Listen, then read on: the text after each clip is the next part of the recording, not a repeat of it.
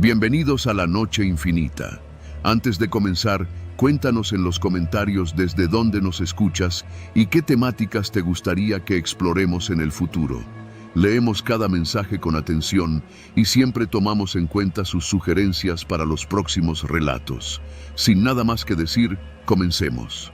Nunca quise hacer ese viaje solo, pero era eso o perder el trabajo. Mi jefe me lo pidió con ese tono que no deja lugar a negociación. Llevar una camioneta desde Tijuana hasta Mexicali, pasar la noche allá y regresar al día siguiente con unos documentos importantes. Te pago el hospedaje y la gasolina, dijo, pero lo que no dijo fue, vas a cruzar solo por la rumorosa de noche. Salí de Tijuana cuando ya eran casi las 10 de la noche. Cargué un termo con café y pasé a un Oxxo por unas botellas de agua y un paquete de galletas.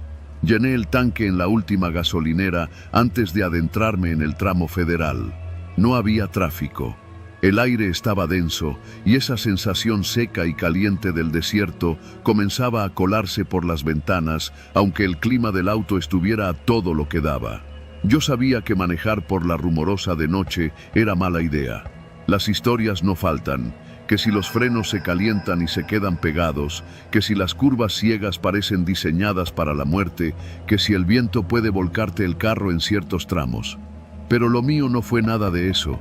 Lo mío fue peor, porque lo mío fue un hombre, un hijo de la chingada en un Bora plateado. Lo vi por primera vez cuando pasé el retén de la Guardia Nacional, poco antes de entrar al primer tramo de curvas. No le di importancia. Iba detrás de mí a buena distancia, sin luces altas, sin hacer nada raro. No me puse paranoico, todavía. Conforme avanzaba, la carretera se volvía más estrecha. No había señal de celular. Los acantilados a la derecha caían en picada y las barreras de contención, cuando había, apenas alcanzaban la altura de la rodilla. El café ya se me había terminado y la fatiga empezaba a entumecerme los brazos. Fue entonces que lo noté. El Bora ya no iba detrás. Ahora estaba a mi izquierda, a menos de 1 metro. Ni siquiera recuerdo en qué momento me alcanzó, pero ahí estaba.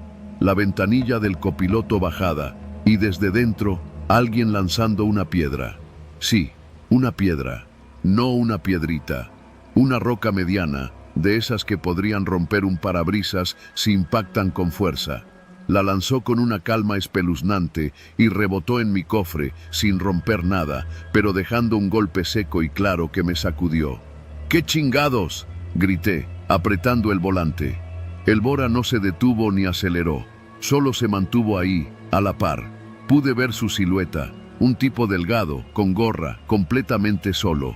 No miraba hacia mí, solo seguía conduciendo como si nada. Entonces bajó otra piedra.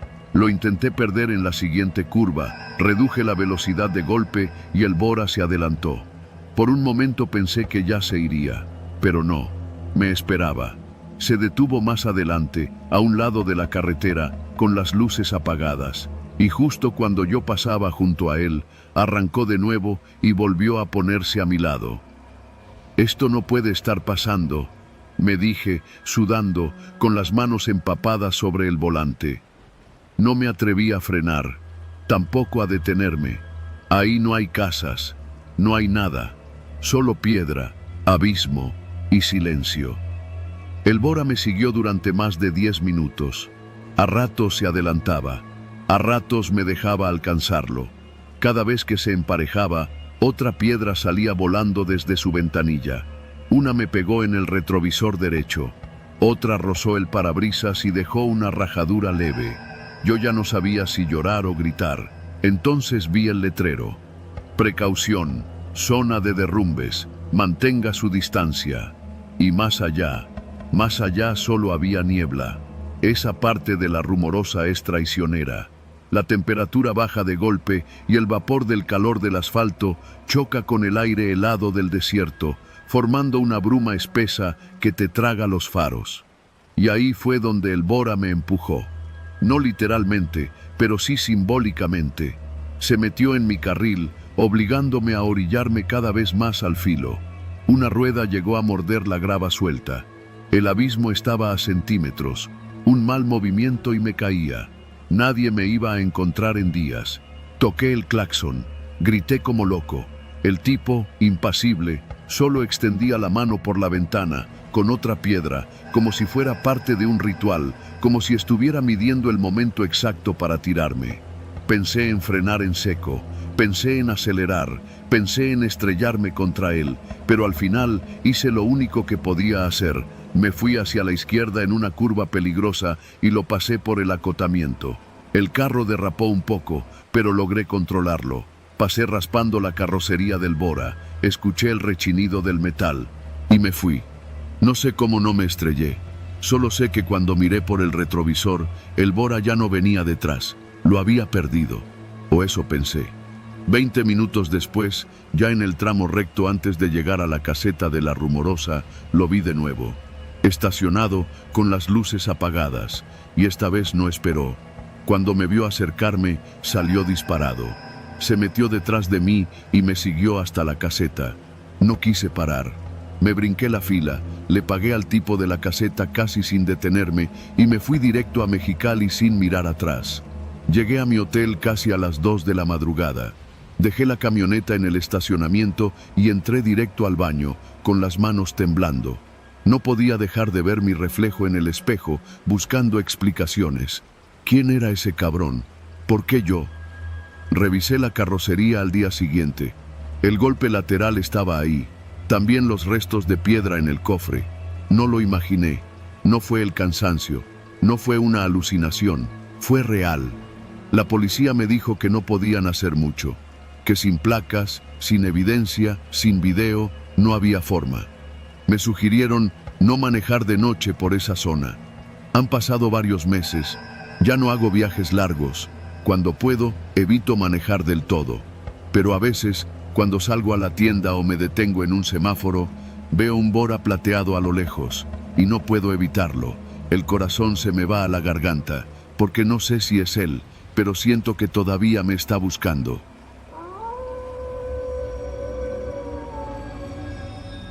No soy de los que se espantan fácil. En carretera he visto de todo. Accidentes, levantones, animales destrozados, gente perdida. Pero lo que me pasó aquella noche en la curva rumbo a Sahuayo, nadie me lo quita de la cabeza. Era viernes, casi las 11 de la noche, y venía de Zamora manejando de regreso a Tizapán. El plan era pasar el fin de semana con mi jefa y volver el lunes. No tenía prisa. Había llenado tanque en Jacona y traía buena música. La carretera estaba sola, como siempre a esas horas, apenas uno que otro tráiler en sentido contrario y algún loco rebasando a lo idiota. Ya conocía bien esa ruta. Había manejado por ahí tantas veces que podía hacerlo casi sin ver, aunque en esa parte de la noche, cuando el monte se cierra y ya no hay pueblos ni faros cerca, todo empieza a sentirse distinto, más pesado, como si la oscuridad tuviera otra textura. Pasando la Rinconada, antes de llegar a la desviación que lleva al Panteón de San Andrés, vi a un niño parado a la orilla del camino.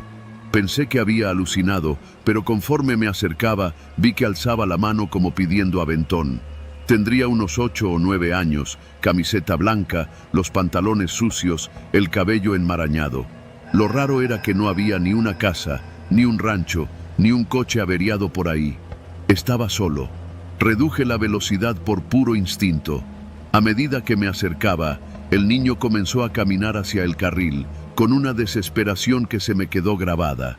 Me hizo señas con ambas manos y gritó algo que apenas alcancé a oír. ¡Ya vienen! ¡Ya vienen! Frené de golpe. Se subió sin que yo dijera nada, como si supiera que lo iba a recoger. Se metió en el asiento de atrás, sin hablar, respirando agitado. Cerró la puerta con fuerza y se agachó como si quisiera ocultarse. ¿Qué pasó?, le pregunté volteando por el retrovisor. No me deje aquí. Ya vienen, repitió, con la voz temblorosa. ¿Quién viene? Los de la camioneta. Tuve una sensación seca en la garganta. Miré por el espejo retrovisor y no vi nada. Nada más la curva, la maleza y el monte. ¿Te escapaste o qué? ¿Dónde vives? No contestó. Se tapó la cabeza con los brazos, acurrucado como si esperara una golpiza. Lo que hice a continuación no fue por heroísmo, fue puro reflejo. Arranqué de nuevo, esta vez con el pie bien firme en el acelerador. Ni medio minuto había pasado cuando la vi. Una camioneta blanca con faros potentes salió de entre la maleza y se incorporó a la carretera detrás de mí. Iba sin placas. «Verga», murmuré. No aceleraba, pero se mantenía a una distancia incómoda. Encendí las luces altas para ver mejor, y ahí fue cuando noté algo que me hizo erizar el cuero cabelludo. El conductor tenía una gorra, la cabeza agachada, y a su lado, en el asiento del copiloto, había otro cabrón apuntando hacia nosotros con algo que parecía un rifle o un tubo. No pude distinguir bien, pero lo que fuera, no era normal. Apreté el volante con ambas manos y pisé más el acelerador. «Niño, escóndete», le dije. «No te muevas». La camioneta también aceleró. Íbamos a más de 130 kilómetros por hora y ellos seguían detrás, sin importar las curvas ni las líneas discontinuas. Los faros me cegaban por momentos, pero no podía frenar. No ahí. Yo conocía bien la carretera. Sabía que a unos 6 kilómetros estaba una curva cerrada que bajaba hacia una zona más abierta, donde había señal de celular. Si lograba llegar hasta ahí sin que me reventaran el coche, podría pedir ayuda. La camioneta se pegó tanto que por poco me rozan la defensa trasera. Di un volantazo para evitar un bache y casi perdí el control. El niño atrás ni se movía, pero su respiración era lo único que se escuchaba además del motor. «No me dejes, por favor», me querían llevar. «¿Quiénes?», grité sin quitar la vista del camino. «Los mismos que se llevaron a mis primos». Me sentí helado. La camioneta se hizo a un lado como si quisiera rebasarme. No era un juego, no eran tipos borrachos queriendo espantar, era algo más jodido. No pensé, no analicé. Pisé el freno justo antes de una curva y me metí con todo a un camino de terracería. El coche brincó, las piedras golpearon la carrocería y sentí cómo la suspensión crujía, pero logré mantener el control. Apagué las luces y seguí avanzando a ciegas. Detrás de mí, la camioneta pasó de largo. Nos quedamos en silencio, rodeados de monte, tierra suelta y maleza. Me temblaban las manos. El niño sollozaba bajito. «Ya se fueron», le dije en voz baja, sin estar seguro. Saqué el teléfono. Tenía una línea. Llamé a emergencias. Tardaron en contestar. «Carretera rumbo a Sahuayo. Un niño está en peligro». Nos siguieron. Una camioneta sin placas. «Mándenme una patrulla. Estoy cerca del rancho de los Morales, por la terracería», dije rápido, sin respirar. El operador dijo que enviarían una unidad. Esperamos ahí, ocultos, como si estuviéramos en guerra. Tardaron como 20 minutos en llegar. Cuando vi las luces azules y rojas en el camino principal, respiré por primera vez en mucho rato. Los patrulleros eran de Sahuayo. Me preguntaron todo. El niño no hablaba mucho, solo decía que se había escapado cuando lo iban a subir a una camioneta, que a sus primos los habían desaparecido meses antes en una feria, que nadie había hecho nada. No sabía su dirección ni su apellido. Solo decía que vivía cerca del cerro, pero no recordaba más. Uno de los policías se puso serio al escuchar eso. «Ya van varios casos así», murmuró, mirando a su compañero. Me pidieron que los acompañara al Ministerio Público. Ahí estuve hasta casi las 5 de la mañana, haciendo declaraciones, firmando papeles, contando una y otra vez lo mismo. No me dejaron ir hasta que corroboraron que mi coche no tenía reporte ni vínculos raros. El niño quedó en custodia del DIF, pero la mirada que me echó cuando me fui, no la olvido. No era agradecimiento, era miedo. Miedo porque sabía que eso no se acababa ahí. Me regresé a casa con el sol saliendo. No podía dejar de pensar en que, si no me hubiera parado esa noche, ese niño habría desaparecido como tantos otros en este país. Y nadie se habría enterado. Pasaron semanas. No supe más. Llamé a la fiscalía 2 veces. Me dijeron que estaban en proceso. Nunca vi nada en las noticias. Ni una nota. Nada. Pero cada vez que paso por esa curva rumbo a Sahuayo, miro 2 veces hacia el monte, porque sé que por ahí, entre las sombras, sigue esa camioneta, esperando que otro niño camine solo, esperando que esta vez nadie se detenga.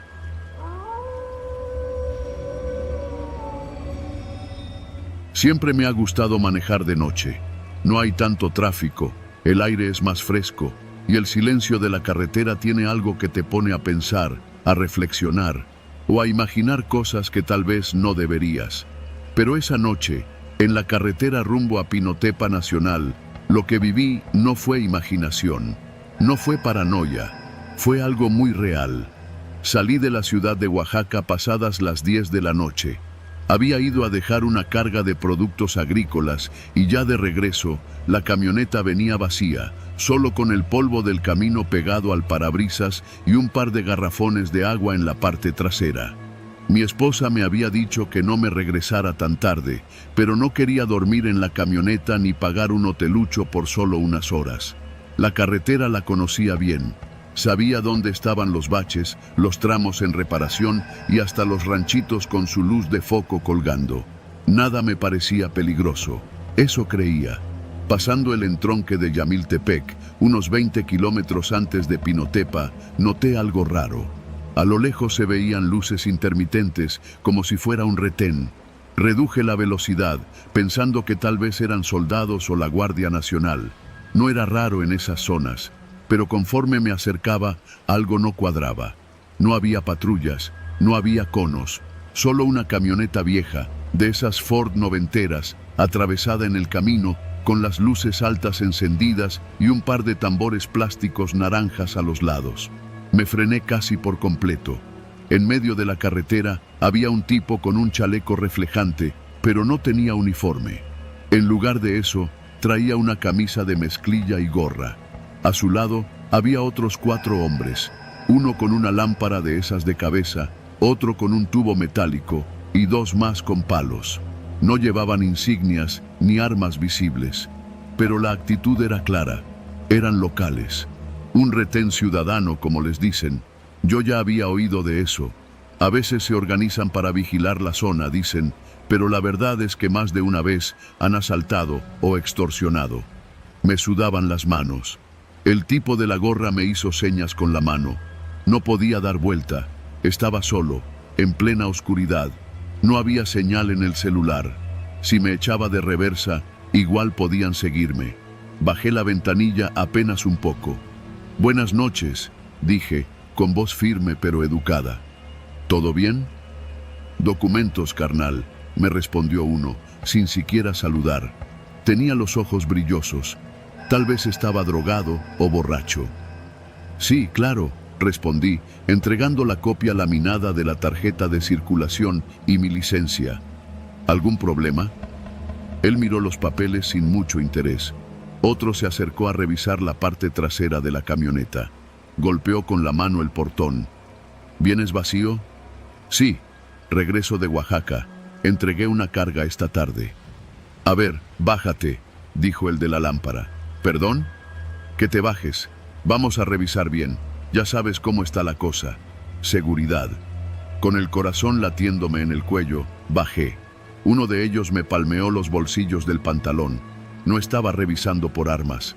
Estaba buscando la cartera. Cuando la sintió, sonrió. «¿Y eso qué traes?», preguntó, como si fuera una broma. Saqué la cartera y la abrí. «Llevo poco, solo lo del camino». «A ver, déjalo ahí, encima del cofre». Hice lo que me pidió. Los otros 4 ya me rodeaban.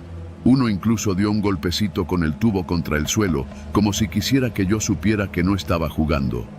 «Mira, compa, así te lo voy a decir», me dijo el de la gorra, con tono amistoso pero tenso. «Esta zona es caliente. Aquí no pasa cualquiera. Nosotros cuidamos el pueblo. Así que pues, una cooperación. Algo para la seguridad, ¿me entiendes?» «¿Cuánto?» «Lo que tú creas justo», me dijo. «Pero, que sea justo, ¿sí?» Sabía que cualquier cantidad les iba a parecer poca. Revisé mi cartera.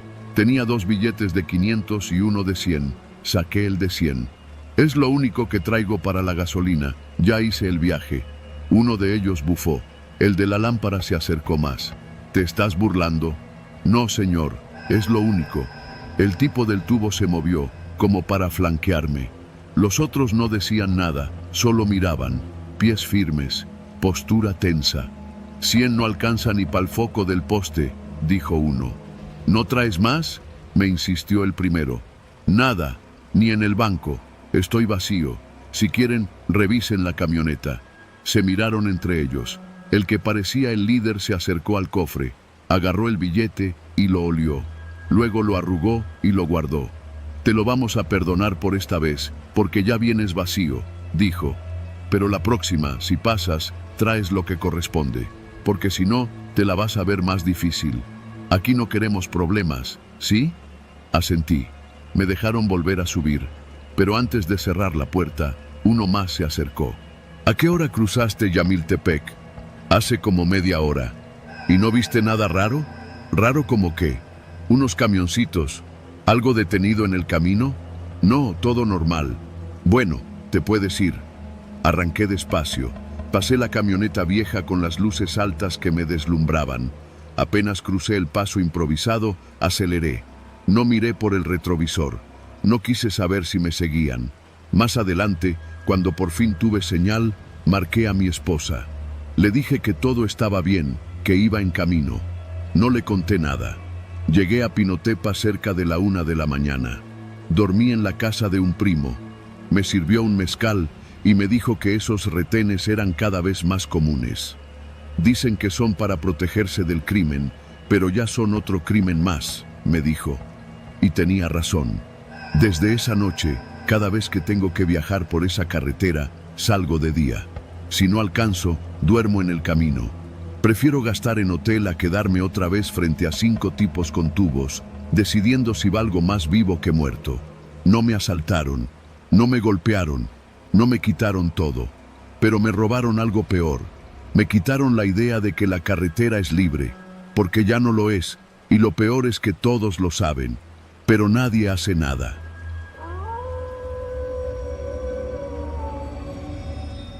Me llamo Andrés, soy maestro rural.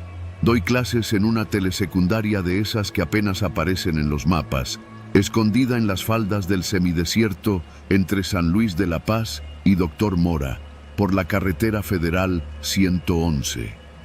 Durante el día, el sol parte las piedras y las nubes no existen. Por la noche, ese mismo cielo despejado deja que el frío se te meta por debajo de la piel, y el silencio. El silencio es tan absoluto que lo único que uno escucha son sus propios pensamientos, o lo que cree que son. Era un viernes de marzo, ya casi Semana Santa. Me habían dado permiso de salir temprano porque no había muchos alumnos ese día. La mayoría ya andaba ayudando a sus papás en las cosechas o se habían ido con la familia a los pueblos vecinos. Aproveché para cargar gasolina y pasar al banco en San Luis. La tarde se me fue rápido y para cuando tomé de regreso la carretera ya eran más de las 9 de la noche. Yo conozco esa zona. No hay nada. La carretera federal 111 es un tramo solitario que se retuerce entre cerros secos y matorrales. No hay estaciones, ni casetas, ni retenes. Solo un Oxxo a la entrada del pueblo y una gasolinera medio abandonada con una bomba que a veces funciona. Cuando vi las luces rojas y azules a lo lejos, no me preocupé. Pensé que era un retén de rutina. Bajé la velocidad, puse las luces intermitentes y esperé que me indicaran que pasara.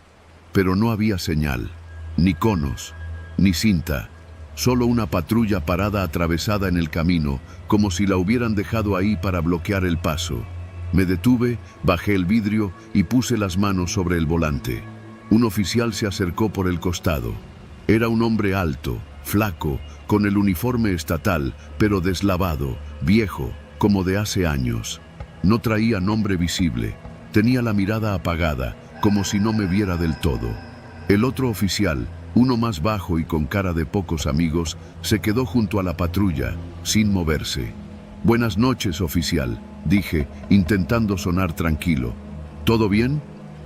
«¿A dónde va?», preguntó sin responder el saludo. «A La Palma. Soy maestro, doy clases en la telesecundaria de allá». El hombre me miró un momento. Luego, sin decir nada más, hizo una seña al otro. Caminó hacia la parte trasera de mi coche y revisó la cajuela.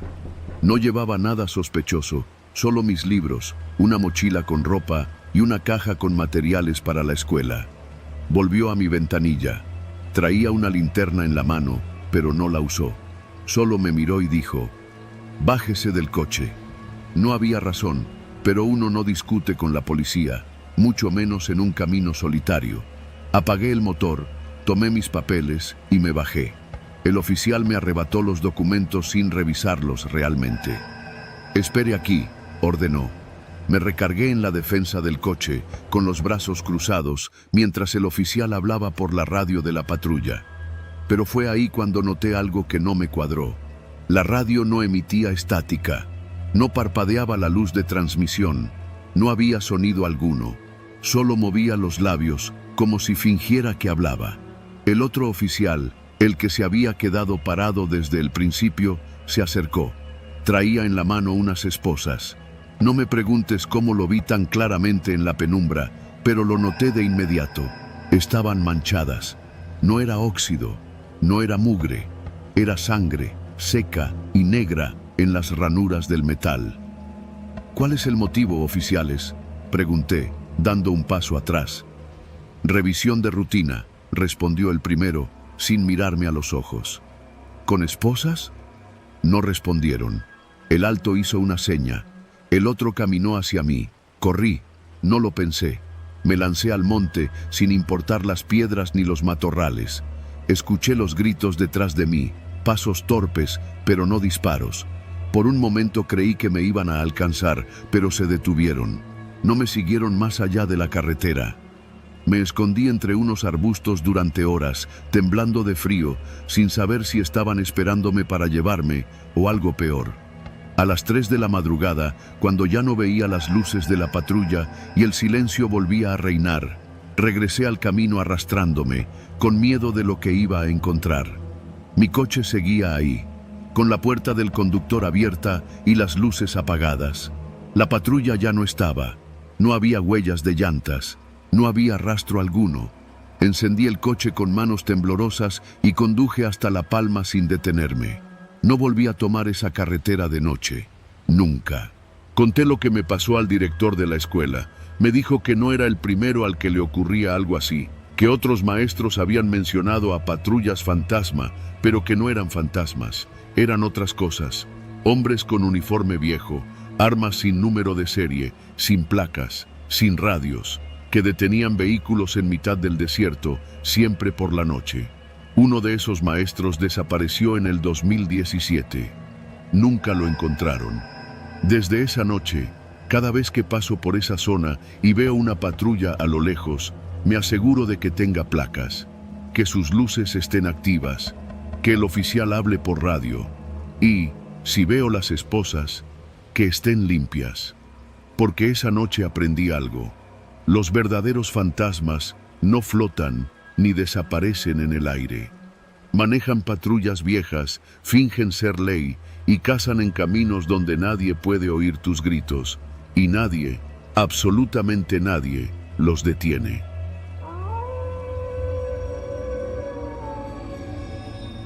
Eran casi las 10 de la noche y yo venía manejando desde Zihuatanejo rumbo a Pungarabato. No tenía por qué hacerlo a esa hora, pero ya conoces cómo son las chambas cuando uno trabaja por su cuenta. A veces te avisan tarde, a veces pagas tarde y otras, simplemente te gana la necedad. Venía solo en mi coche, un Tsuru blanco del 98 que había sido de mi papá y que aún daba guerra. No era la gran cosa, pero estaba entero y era mío. La carretera estaba oscura, con ese tipo de negrura que se traga la luz de los faros. Había pasado el crucero de Coyuca de Catalán hacía rato, y desde entonces no me había topado con ningún otro coche, ni un tráiler, nada.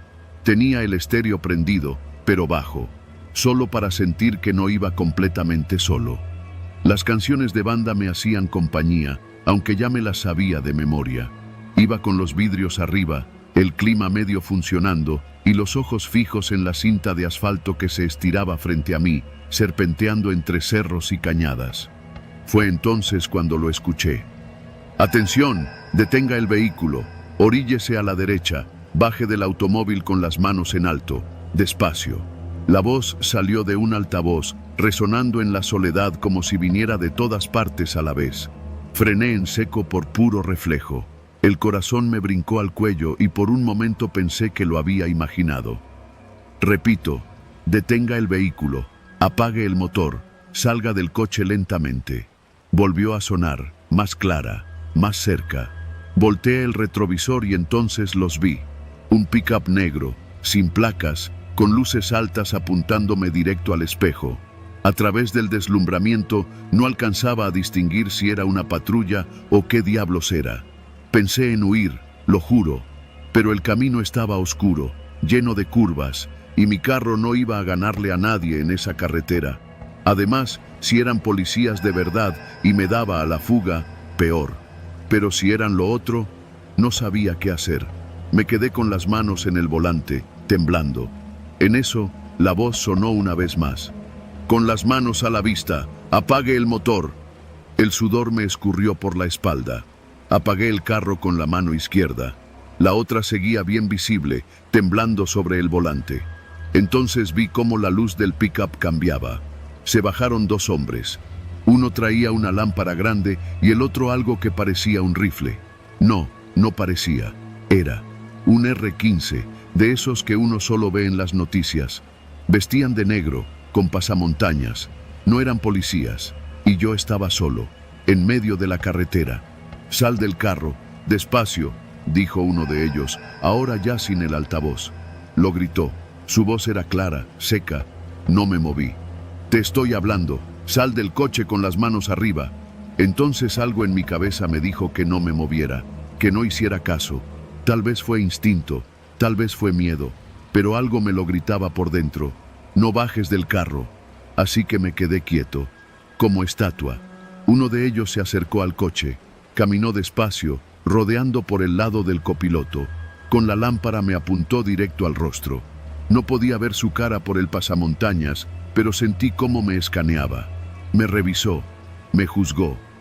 ¿A qué te dedicas, carnal?, preguntó, golpeando la ventana con los nudillos. No respondí. ¿Vives por aquí? Seguía sin contestar. El miedo me tenía mudo. ¿No quieres hablar, cabrón?, dijo, más molesto, y golpeó de nuevo, esta vez más fuerte. El que traía el arma se acercó también, por mi lado. Levantó el rifle y lo apuntó al cofre. Lo bajamos, güey, a la verga. Espera, dijo el de la lámpara. Este vato trae cara de que sí se caga si le hablas fuerte. Nomás míralo. Entonces se agachó un poco y me habló con tono más suave. ¿Vienes de Zihuatanejo? ¿De Petatlán? ¿Eres de por aquí? ¿Tienes familia en Pungarabato? Tragué saliva. Algo me decía que no respondiera, que cualquier cosa podía ser usada en mi contra, literal. Mira, nomás queremos saber quién eres. ¿A qué vienes? Está pesado el camino, carnal. No andamos deteniendo a cualquiera. El otro ya tenía el dedo en el gatillo. Lo vi. No era un juego. Entonces, no sé cómo, me salió la voz. Soy mecánico. Me llamo Javier. Voy a ver a un cliente. Le tengo que entregar una pieza. Me habló en la tarde, que era urgente. No más eso. La respuesta salió cortada, nerviosa, pero verdadera.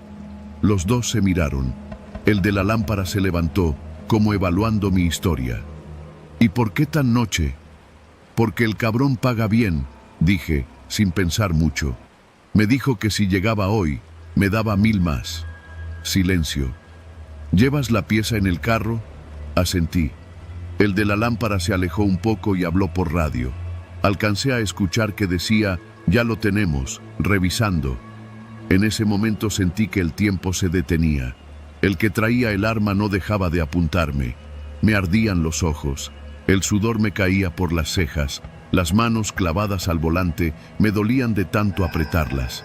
«Ábrele la cajuela», dijo al fin el de la lámpara. «No traigo control. Se abre con llave». Mentí. La verdad, no quería mover las manos. El tipo se acercó al cristal de nuevo. «Dámela».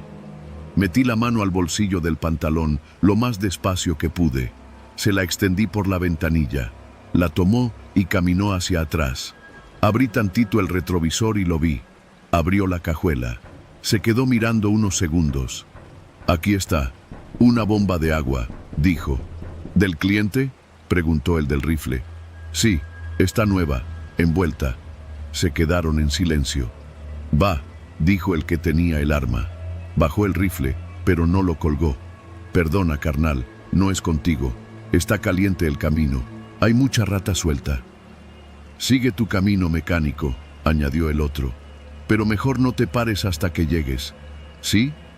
Asentí. Dejaron las llaves sobre el cofre. Retrocedieron al pick-up. Yo no me moví hasta que los vi alejarse. Encendí el motor con manos temblorosas. Las luces del pick-up desaparecieron tras una curva. No venían identificados, no tenían logotipos, no traían placas, pero actuaban como si fueran los dueños del camino. Tal vez lo eran. Seguí manejando hasta que llegué a Ciudad Altamirano. No me detuve ni para mear. Llegué con el cliente, un viejo amigo de la familia, y le entregué la pieza. No le dije nada. A la mañana siguiente me fui de ahí. Nunca volví a tomar trabajos nocturnos en esa región. Y cada vez que alguien me dice, es solo una carretera, yo recuerdo esa voz por el altavoz. Esa orden que me partió en dos. Sal del coche con las manos arriba. Desde entonces, cada vez que me encuentro en una carretera sola, con los faros llenando el mundo y el motor zumbando suave, me pregunto si esa noche, por cualquier detalle más, habría terminado muerto o desaparecido.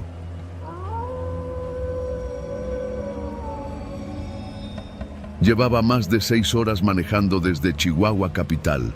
Mi destino era Parral, una visita familiar que había postergado por meses.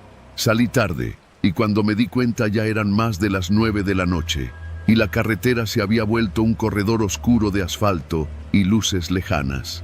Siempre me ha gustado manejar de noche. Hay algo en la soledad del camino, en el zumbido constante del motor y la línea amarilla que se estira sin fin frente a ti. Pero esa noche, no sé, había algo raro en el ambiente. La radio apenas agarraba señal y mi celular ya no tenía cobertura desde hacía más de 20 kilómetros.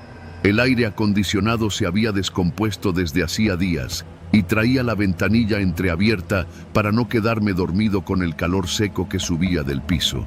Justo pasaba por un tramo solitario, cerca de un pequeño poblado que apenas si tenía nombre en el mapa, cuando lo vi.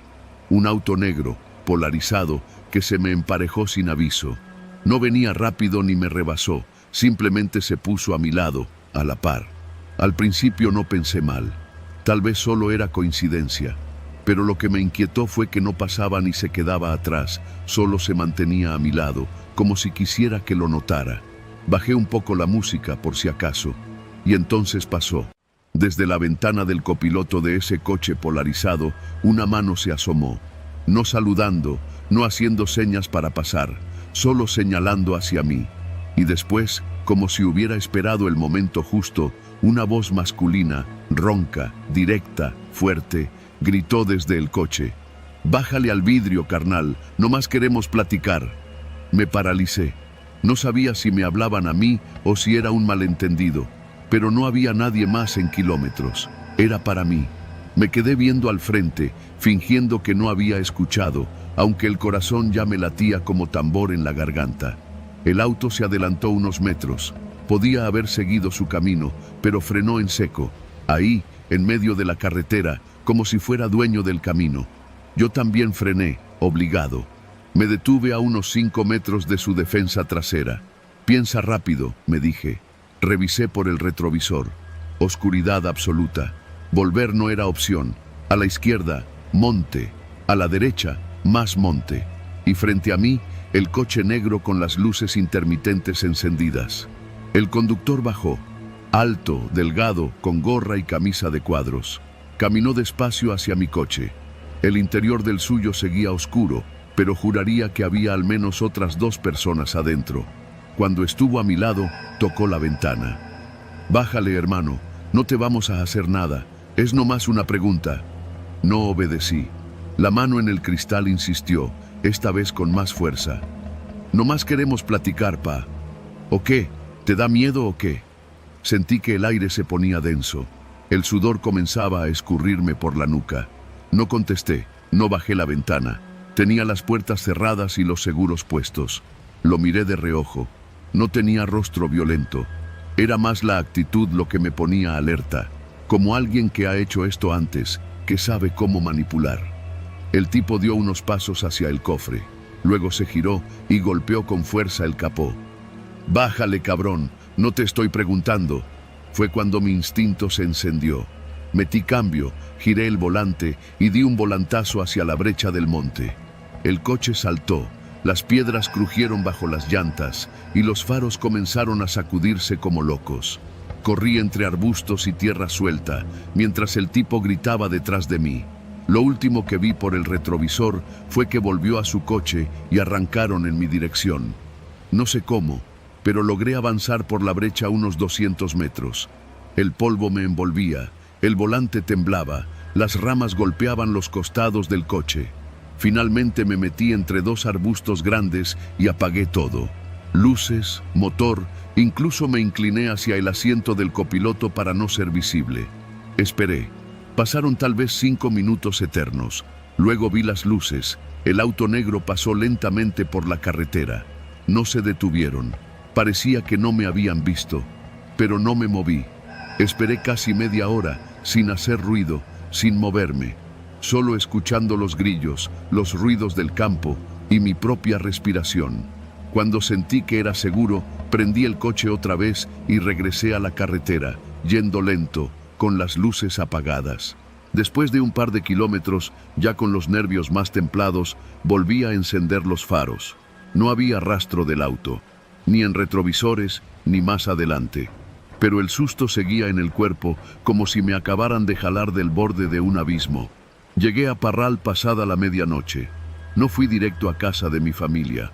Fui a una gasolinera, pedí un café cargado y me senté en la banqueta. Le conté al encargado lo que me había pasado. Solo negó con la cabeza y me dijo: «Esa carretera está bien caliente, carnal. De noche no hay que pararse. A varios les ha pasado algo parecido. A veces es para robarte, otras, quién sabe, pero siempre empieza igual.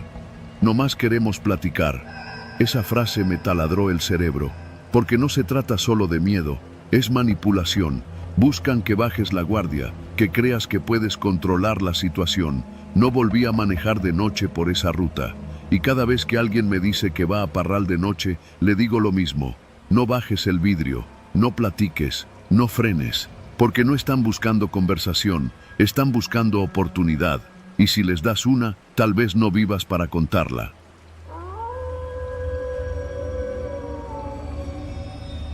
Trabajo en mantenimiento industrial, de esos que entran a las fábricas cuando ya nadie más quiere estar ahí. La mayoría de las veces hago traslados nocturnos porque me gusta evitar el tráfico y porque me relaja conducir con la carretera medio vacía y la música a buen volumen. Pero esa noche no me relajé. Esa noche algo cambió. Era un viernes de finales de octubre y venía regresando de una planta en Minatitlán. Ya había anochecido cuando salí, así que me detuve en una gasolinera que está a las afueras de Acayucán, justo donde empieza el tramo largo y recto de la carretera federal 180D. Me gusta cargar ahí porque además del Oxxo, tienen baños limpios y venden café decente. Eran como las 9 de la noche. Había poca gente. Solo un tráiler cargando diésel y una camioneta blanca estacionada cerca de la tienda. No le presté atención. Pedí el tanque lleno, usé el baño y me compré un sándwich, un Gatorade y una bolsita de cacahuates. Estaba cansado pero bien. Aún me faltaban 2 horas y media hasta llegar a mi casa en Veracruz Puerto, pero estaba acostumbrado. Salí tranquilo. Encendí el estéreo, subí un poco el volumen y tomé la carretera. En cuanto pasas los últimos focos de la gasolinera, el camino se vuelve una cinta negra interminable, rodeada de matorrales bajos y pastizales.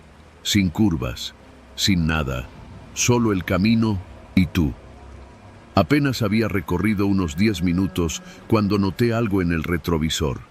Luces, un coche detrás de mí. No me pareció raro al principio. Es común que uno que otro vehículo agarre ese tramo a esa hora. Lo extraño fue que el coche se mantenía exactamente a la misma distancia desde que lo vi por primera vez. Ni se acercaba ni se alejaba. Será coincidencia, pensé. Bajé la velocidad un poco para que, si quería rebasarme, pudiera hacerlo. Pero no lo hizo. También redujo la velocidad. Se mantuvo siempre, digamos, a unos 15 o 20 metros detrás. No sé en qué momento dejé de concentrarme en la música. Solo escuchaba el motor y ese constante reflejo en el retrovisor. Era un coche oscuro, tal vez gris o negro. No distinguía la marca, pero los faros eran fuertes, blancos, de esos nuevos que encandilan.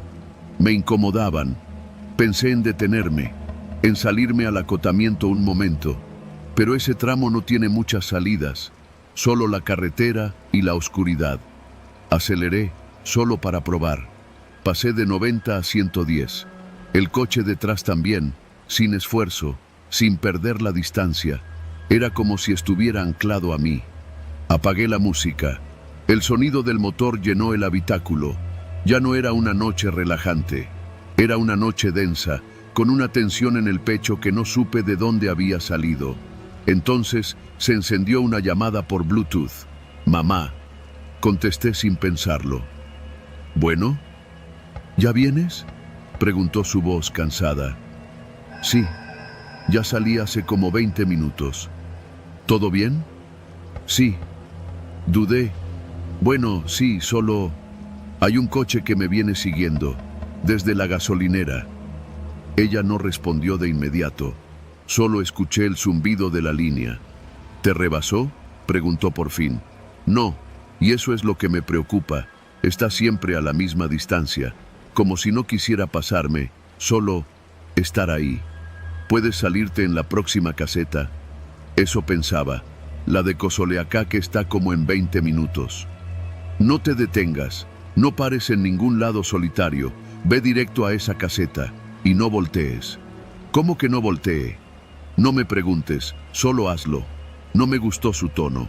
Conozco a mi madre, no es miedosa, no es de esas personas que se sugestiona fácilmente. Algo le hizo decir eso. Algo en su voz me puso más nervioso de lo que ya estaba. Colgué. Me fijé en los espejos laterales. El coche seguía ahí. Mismo ritmo, misma distancia. Apreté el volante. Sudaba. Estaba seguro de que si pisaba el freno de golpe, él también frenaría. Si giraba el volante al acotamiento, él haría lo mismo, como un espejo. Pero no podía confirmarlo, porque no iba a frenar, ni iba a detenerme. Pasaron otros 10 minutos. El camino era una copia de sí mismo, recto, sin señalamientos, sin vida. Solo nosotros dos. Empecé a notar que mis manos se entumecían. Llevaba los nudillos tan apretados que el cosquilleo me subía por los brazos. La tensión me estaba ganando. Vi una salida secundaria. Era de terracería, un acceso a un rancho. Pensé en tomarla, en perderlo, pero no lo hice. Seguí recto. Mejor llegar a la caseta. Luz, gente, cámaras, lo que fuera. Faltaban 5 minutos para llegar. Lo sabía porque siempre veía el letrero luminoso que dice «Caseta de cobro Cosoleacaque a 5 kilómetros». En ese punto, el coche de atrás empezó a acercarse, lentamente, casi imperceptible, como si supiera que el juego se estaba por terminar. En el retrovisor vi cómo se acercaba. Ahora podía distinguir mejor. Era un sedán negro, sin placas delanteras. El conductor, no pude verlo. Los vidrios eran oscuros, oscuros de verdad, como espejos, pero el coche no me rebasaba, solo reducía la distancia. Ahora estaba a unos 7 metros, luego 5. Mi corazón latía tan fuerte que pensé que me iba a desmayar. Cuando vi la caseta al fondo, iluminada, con un par de coches detenidos, sentí que por fin podría respirar. Me pegué al carril más derecho. El coche de atrás se mantuvo en su línea, detrás de mí. Entré a la caseta, bajé el vidrio, saludé al cobrador. Mi voz temblaba. «¿Todo bien?», me preguntó al ver mi cara. «Sí, solo... ¿Puede ver ese coche?», señalé con la cabeza. «¿Cuál coche?». Volteé. No había nada, vacío. Ningún vehículo detrás, ni luces, ni sedán, nada. Me quedé helado. El cobrador se me quedó viendo. ¿Seguro que venía alguien detrás? Lo juro. Lo seguí viendo durante más de media hora, desde Acayucán. Era un sedán negro. Venía justo detrás de mí. El hombre me miró con cautela, como si ya hubiera escuchado algo parecido antes. ¿Venía desde la gasolinera? Asentí. Él bajó un poco la voz. Usted no es el primero que dice eso. ¿Cómo? A veces pasa, cada tanto, gente que carga ahí, sale sola y asegura que un coche lo sigue, siempre igual, sin placas, sin luces traseras, nunca rebasa. Y luego, se desaparece antes de la caseta, así como a usted, como si nunca hubiera estado ahí. Tragué saliva, mi garganta estaba seca. ¿Alguien lo ha visto completo, de cerca? El hombre negó. No, pero hubo una historia. Un taxista hace años. Él sí se paró. Pensó que era una patrulla. Se bajó del carro. Al parecer, el otro conductor también se bajó, pero nunca dijo qué vio, solo que se largó corriendo, dejó su taxi encendido y no volvió a trabajar. Me quedé en silencio. Pagué la cuota. El cobrador me entregó el ticket con una expresión de respeto incómodo, como si me estuviera diciendo sin palabras, tuviste suerte. Seguí mi camino. La carretera después de la caseta tiene más tráfico, camiones, retenes, iluminación, pero esa sensación no se fue. Aún hoy, meses después, cada vez que paso por ahí, apago la música, bajo la velocidad y reviso el retrovisor, siempre. Porque no sé si lo que vi esa noche fue real, pero tampoco puedo asegurar que no lo fue. Y lo peor no es lo que pasó. Lo peor es pensar que puede volver a pasar y que la próxima vez sí decida rebasar.